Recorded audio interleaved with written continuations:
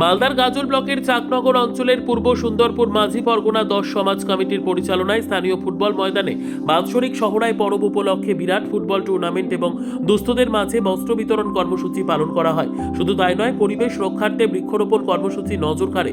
উপস্থিত ছিলেন গাজল বিধানসভার বিধায়ক চিন্ময় দেব বর্মন, চাকনগর গ্রাম পঞ্চায়েত প্রধান দীপু ওরাও, মানিক টুডু, দেবনাথ পাউরিয়া, ভুবন মুর্মু, চুরকা মুর্মু সহ অন্যান্যরা। এই খেলাতে কয়েকটি দল অংশ নেন।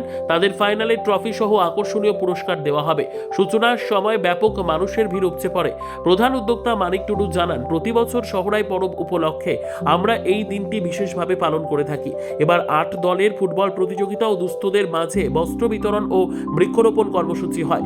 আগামী দিনে আরও বড় উদ্যোগ নিয়ে মানুষের পাশে আমরা থাকব বলে জানান। বাৎসরিক সরাহাই পরব উপলক্ষে 7তম প্রোগ্রাম হচ্ছে এবার।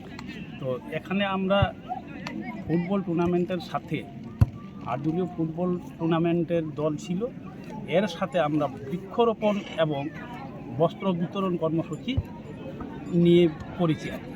তো এই কর্মসূচি নেওয়ার উদ্দেশ্যটা হচ্ছে আমাদের পূর্ব সুন্দরপুরের যে দুস্থ পরিবার বা মা বোন আছে তাদের জন্য আমরা শাড়ি দিয়েছি। এখানে শাড়ি আমরা বিতরণ করলাম 260টার মতো, আর বৃক্ষ 200টা বৃক্ষ মানে গাছ লাগালাম আর কি। তো এই প্রোগ্রাম আবার সামনেবারও আমরা করতে চাইছি বা করব। এটা বাৎসরিক প্রোগ্রাম যেহেতু আমরা এবারেও যেটা করলাম, সামনেবার 8ম প্রোগ্রাম হবে।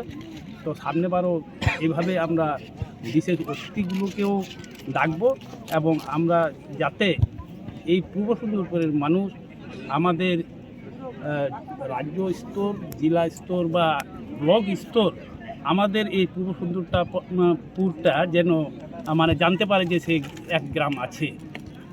ব্যুরো রিপোর্ট, উত্তর বাংলা সংবাদ।